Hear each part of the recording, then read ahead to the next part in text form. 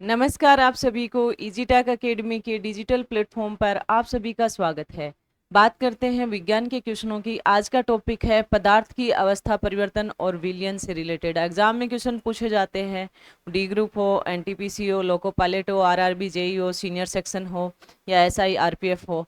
इन सभी एग्जामों में जो क्वेश्चन पूछे गए हैं उन सभी क्वेश्चनों की बात कर रहे हैं और इनसे रिलेटेड अदर एग्जाम से रिलेटेड क्वेश्चन बनते हैं उनके भी कंसेप्ट की बात करेंगे। तो देखो, फर्स्ट क्वेश्चन है आपके पास में। फर्स्ट क्वेश्चन क्या कहता है आपको?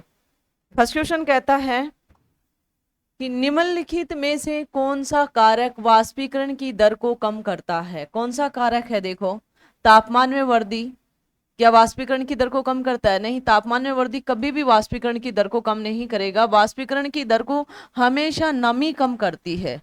नमी के संपर्क में आएगा तो वहां पे वाष्पीकरण की दर क्या हो जाएगी? कम हो जाएगी।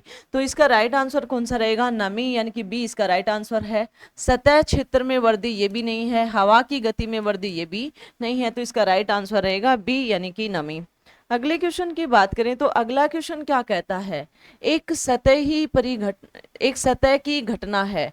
सतह की घटना कौन सी है भैया? देखो एक बार कि संवेद, क्वथनन, वाष्पीकरण और उत्सादन। सतह की घटना से देखो, आपके जो गर्मियों के दिनों में पसीने आते हैं तो देखो बॉडी के सतह है, इस पे पसीने आए, लेकिन ये हवा की वजह से सोख जाते हैं और शरीर को ठंडा महसूस होता है। तो कौन सा कारक है? वाष्पीकरण का कारक है। जैसे कोई भी हमारे पास में मटका है गर्मियों में, उसमें पानी ठंडा रहना, यानी कि वो भी सतही परिघटना है। तो वो भी किसका है? वाष्पीकरण का है। तो इसका राइट आंसर कौन सा रहेगा? वाष्पीकरण राइट आंसर रहेगा। बाकी के गलत आंसर है, यानी कि सी इसका राइट आंसर है। अगले क्वेश्चन की बात करें। अगला क्वेश्चन क्या कहता है? तरल अवस्था से गैसीय अवस्था में रूपांतरण को क्या कहा जाता है? जैसे हमारे पास में तरल है, मानो कि ये हमारे पास में पानी है, तरल अवस्था में पानी है, यहां से आपने तापमान बढ़ा दिया और ये किस में कन्वर्ट हो गया? गैस में बदल गया, गैसीय अवस्था में हो गया या वाष्प बन गया। तो ये घटना क्या कहलाएगी? वाष्पीकरण कहलाती है। क्या कहलाती है? वाष्पीकरण कहलाती है। तो देखो, ऑक्सीकरण ये भी नहीं है। ऊर्ध्वपातन क्या होता है? ये डायरेक्ट ठोस को किस में बदल देता है? गैस में बदलता है, वाष्प में बदलता है। वाष्पीकरण क्या करता है कि द्रव्य को किस में बदलता है? गैस में बदलता है। ठीक है। और संघनन क्या करता है? गैस से वापस किस में लाता है? द्रव्य कंडीशन में लाता है। ठीक है। तो इसका जो राइट आंसर है वो कौन सा है? यानी कि सी इसका राइट आंसर है। द्रव्य से गैस में बदलना, ये परिघटना क्या कहलाती है? वाष्पीकरण कहलाती है। अगले क्वेश्चन की बात करें तो अगला क्वेश्चन क्या कहता है? मध्यवर्ती तरल अवस्था से गुजरे बिना एक पदार्थ ठोस अवस्था से गैस अवस्था में परिवर्तित होता है। इसने ये बोला कि कोई भी ठोस है वो सीधा किस में? तरल में नहीं बदलेगा, सीधा किस में बदलेगा? गैस में। तो ये परिघटना कौन सी कहलाती थी? आपको कल की क्लास में देखा था, ऊर्ध्वपातन कहलाता है। क्या कहलाता है?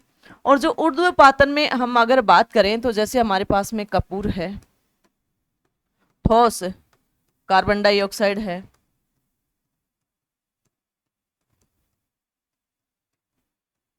आयोडीन है,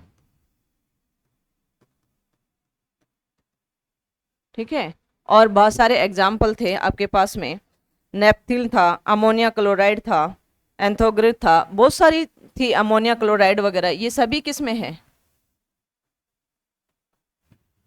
ये सभी किस में है? ऊर्ध्वपातन की क्रियाएं हैं। तो इसका राइट आंसर कौन सा रहेगा? ए इसका राइट आंसर रहेगा। वाष्पीकरण आपको पता है कि द्रव्य से किस में बदलोगे आप? सतह की घटना है, गैस में बदल जाएगा। और संघनन क्या होता है? गैस से किस में बदलोगे? द्रव्य में बदलोगे। और परिसमापन, ये परिसमापन ये आर्द्र अणुओं की आर्द्रता पे डिपेंड करता है, कम से ज्यादा और ज्यादा से कम को रिप्रेजेंट करता है। तो इसकी राइट आंसर कौन सा रहेगा? ए इसका राइट आंसर रहेगा कि डायरेक्ट ठोस से किस में बदलना? गैस में बदलना, वाष्प में बदलना। ए इसका राइट आंसर है। अगले क्वेश्चन की बात करें तो अगला क्वेश्चन क्या कहता है? अगला क्वेश्चन कहता है द्रव्य के ठोस में परिवर्तन की प्रक्रिया को क्या कहा जाता है? देखो, विखंडन नहीं होता है द्रव्य से ठोस में बदलना। उत्सादन भी नहीं होता। हिमीकरण होता है कि आप द्रव्य से किस में बदलो? उसको ठोस में बदलो। यानी कि जैसे आपके पास में पानी है तो उसको किस में बदल दो? बर्फ में बदल दो। ये आपके पास में क्या कहलाएगा? कौन सी घटना कहलाएगी? हिमीकरण कहलाएगा, यानी कि हिमांक कहलाएगा ये इसका। जिस बिंदु पर ये जमेगा उसे क्या कहोगे? हिमांक कहोगे। ठीक है। अगला है सलियन भी नहीं है, तो इसका राइट आंसर कौन सा है? सी, यानी कि हिमीकरण है इसका राइट आंसर।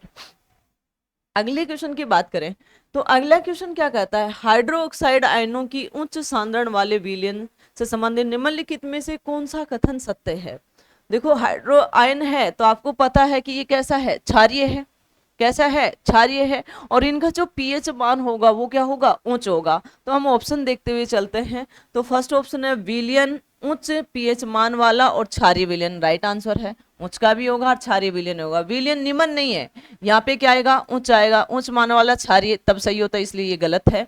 अगला है विलयन उच्च पीएच मान वाला और अम्लीय। अम्लीय नहीं आएगा, यहाँ पे क्षारीय आएगा, तो भी ये क्या है? गलत है। विलयन निम्न, निम्न पीएच नहीं आएगा, उच्च मान वाला आएगा। अम्लीय नहीं आएगा, क्षारीय आएगा, तो ये भी क्या है? गलत है। तो इसका राइट आंसर कौन सा है? ए इसका राइट आंसर है। अगले क्वेश्चन की बात करें तो अगला क्वेश्चन क्या कहता है आपको? अगला क्वेश्चन कहता है कि CCl2 कॉपर क्लोराइड विलयन का रंग होता है। देखो, सामान्य अगर हम चीज बात करें तो अगर सामान्य कंडीशन में अगर इसकी बात करें तो हमारे पास में इस विलयन का मान कैसा होता है? शुष्क निर्जलीकरण में तो पीला भूरा, नीला भूरा जैसा जैसा कलर होता है। लेकिन हम इसको विलयन में कन्वर्ट करते हैं तो हमेशा इसका कलर कैसे हो जाता है? नीला हरा हो जाता है। नीला हरा इसका कलर हो जाता है। तो देखो, नीला लाल नहीं, नीला हरा इसका राइट आंसर है बी। लाल हरा भी नहीं है, पीला हरा भी नहीं है, तो बी इसका क्या है? राइट आंसर है। अगले क्वेश्चन की बात करें तो अगला क्वेश्चन कहता है ब्राउनियम गति की खोज किसने की? ब्राउनियम गति क्या होती है? जो टेढ़ी मेढ़ी गति होती है ना, वो कैसी गति होती है? जैसे कोलाइड की जो टेढ़ी मेढ़ी गति वो ब्राउनियन गति होती है। और इसकी खोज किसने की थी? रॉबर्ट ब्राउन ने की थी, आपको ध्यान रखना। आइजन न्यूटन ने गति के नियमों को प्रतिपादित किया था और गति के नियम का खोज किया था। मेडले ब्राउन ने भी नहीं किया था, रॉबर्ट ब्राउन, यानी कि सी इसका राइट आंसर है। जॉन ब्राउन भी नहीं है। तो प्लीज चैनल को लाइक शेयर सब्सक्राइब करना और अपने दोस्तों से भी करवाना। जय हिंद, जय भारत।